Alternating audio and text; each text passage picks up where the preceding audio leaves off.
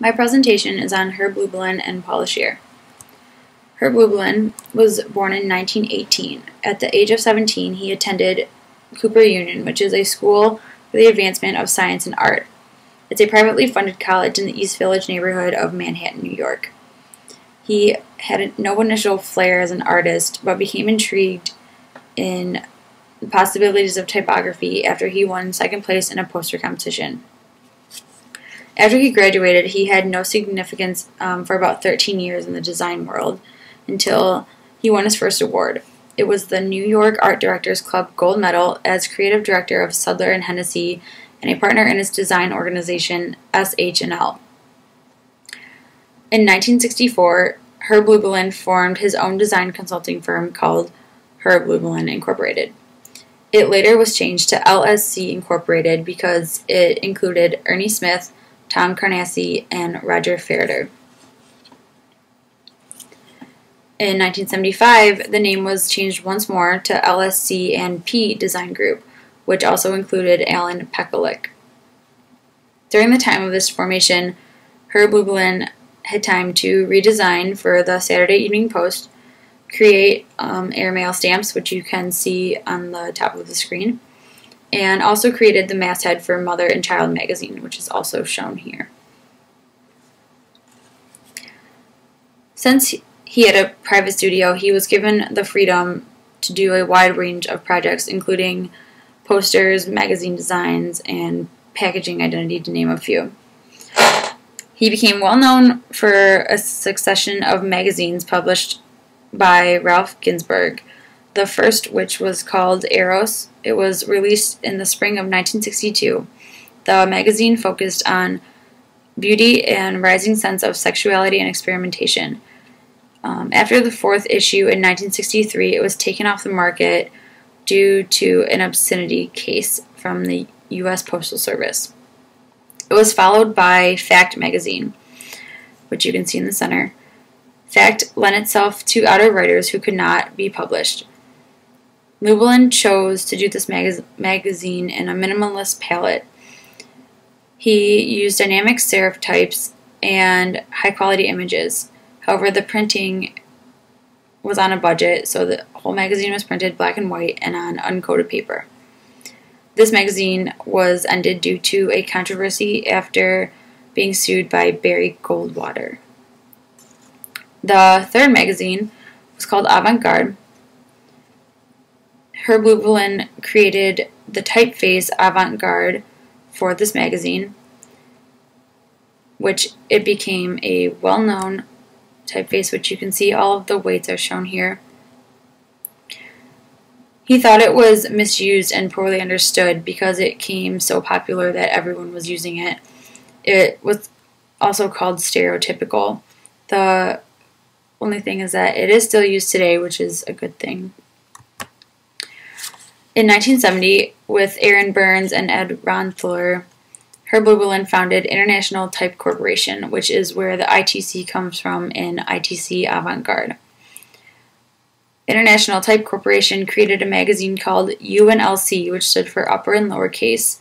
This magazine showcased designs and typographic experiment, which you can see some of the pages they showed here. This is also the logo for UNLC. Herb Lubalin created many identities for many companies, which you can see here, and this would just show a few more of his designs.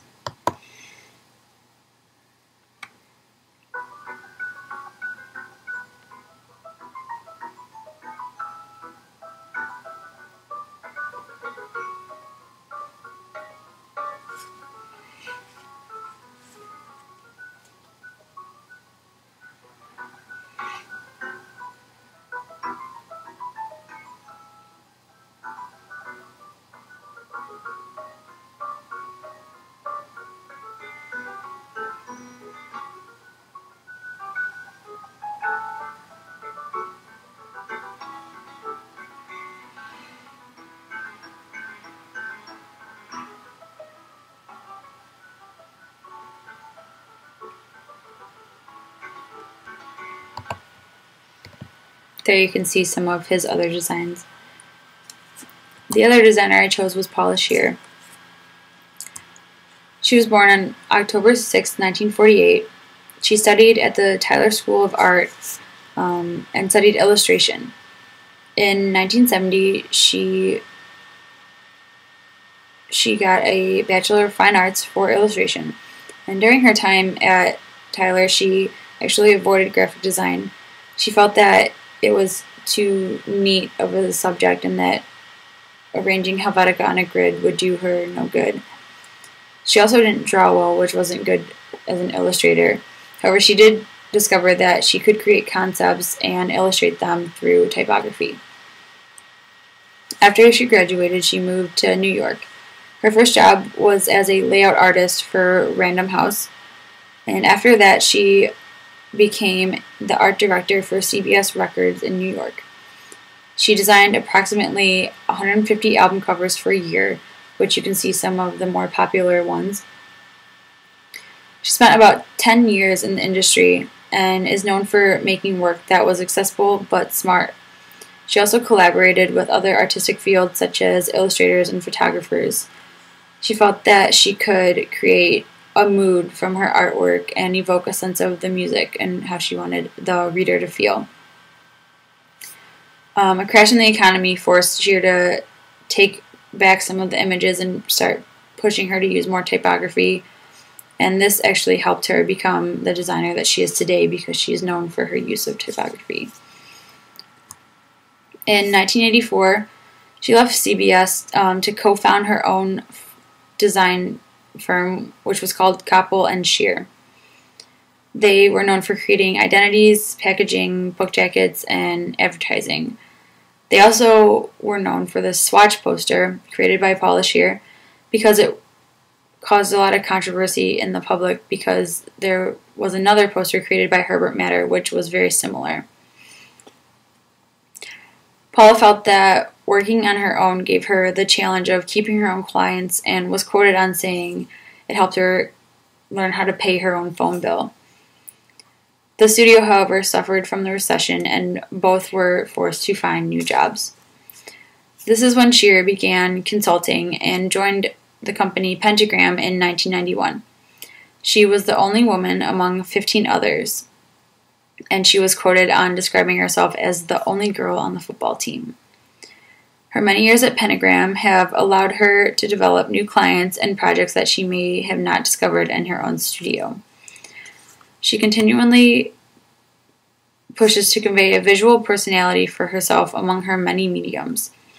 She is now the principal at the New York office of Pentagram Design Consultancy. Some of her work she has been known for you can see on the screen, such as the New York Public Theater poster and also the Citigroup logo.